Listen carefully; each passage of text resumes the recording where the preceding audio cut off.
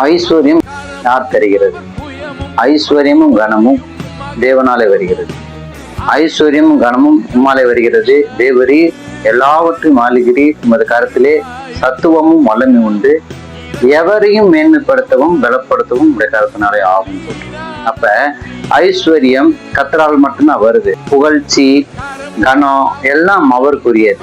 அப்ப அந்த ஐஸ்வர்யத்தை வைத்து நாம் எந்த ரீதியில நாம் செலவிடுகிறோம் என்பது முக்கியம். தேவனை அந்த ஐஸ்வர்யத்தின் மூலமாகவும் தேவனை கனம் பண்ண முடியும். அந்த ஐஸ்வர்யத்தின் மூலமா கனம் பண்ணும் பொழுது அவர் தான் நமக்கு எல்லாவற்றையும் கொடுக்கிறார் என்பதை அங்கீகரித்து நம்ம அவரை கனம் பண்ணும் பொழுது அவர் நமக்கு ஏராளம் தாராளமாக தர அவர் வல்லவராக இருக்கிறார். ஏனென்றால் அவற்றில்தான் நமக்கு ஐஸ்வர்யமே வருது. பூமியும் அது நிறைவும் உலகமும் அவருடைய குடிகளும் கர்த்தருடையது. அப்ப பணம் யாருடையது? கர்த்தருடையது.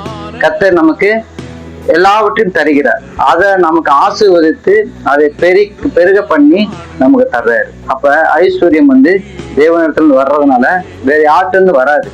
ஐஸ்வர்யம் பிசாசு இருந்தோ மற்ற யார்ட்டிருந்து வராது. தேவனிடத்துல மட்டும்தான் வருது. அதனாலதான் எவரையும் மேன்மைப்படுத்தவும் பலப்படுத்தவும் உடைய கருத்தினாலே ஆகும். ஐஸ்வர்யம் இருக்கிறவனை மட்டும் மேன்மைப்படுத்த போறது கிடையாது.